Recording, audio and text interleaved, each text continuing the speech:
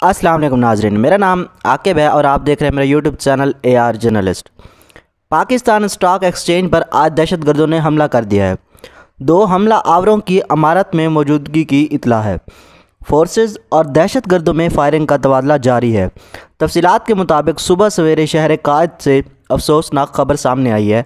बताया गया है कि पाकिस्तान स्टॉक एक्सचेंज पर दहशतगर्दों ने हमला कर दिया है। पुलिस का कहना है कि मुसल्लह अफराद ने पहले स्टॉक एक्सचेंज के गेट पर दस्ती बम हमला किया, जिसके बाद फायरिंग की। पुलिस ज़राए का मज़ीद कहना है कि दस्ती बम हमला और फायरिंग के नतीजे में 4 अफराद ज़ख्मी हो गए हैं, जिनमें पुलिस एहलकार, स्टॉक एक्सचेंज का सिक्योरिटी गार्ड और 2 शहरी शामिल हैं, जिन्हें फौरी तौर पर तिब्बी इमदाद के लिए अस्पताल मुंतकिल कर दिया गया है।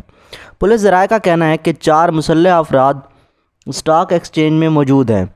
इनकी तरफ से फायरिंग का सिलसिला जारी है, जबकि पुलिस और रेंजर्स ने स्टॉक एक्सचेंज को मुकम्मल घेरे में ले लिया है।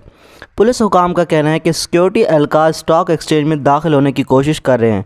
स्टॉक एक्सचेंज को मुकम्मल तौर पर खाली कराया जा रहा है, जबकि करीबी इलाकों का भी मुकम्मल मुहासरा कर लिया गया है। बताया गया है कि फोर्सेस की कार्रवाई से 2 दहशतगर्द मारे गए हैं, जबकि फायरिंग का सिलसिला वक्फे से जारी है। 2 हमला आवरों की इमारत में मौजूदगी की इत्तला है। ताहाल दहशतगर्दों की तादाद के बारे में हतमी तौर पर कुछ नहीं कहा जा सकता। इब्तदाई इतलात के मुताबिक 2 दहशतगर्द मारे गए हैं, जबकि 2 दहशतगर्द पाकिस्तान एक्सचेंज के अंदर मौजूद हैं। पुलिस और मुसल्लह अफराद में फायरिंग का सिलसिला जारी है। दहशतगर्द भारी असले के साथ इमारत में दाखिल हुए थे, जबकि मौका पर बड़ी तादाद में एम्बुलेंसेस भी पहुंच गई हैं। लोगों को इमारत से निकालने का सिलसिला जारी है। पुलिस ने ऑपरेशन को भी वसी कर दिया। बताया गया है कि जिस वक्त फायरिंग का वाक़या पेश आया, बड़ी तादाद में लोगों की आमदोरफ्त जारी थी।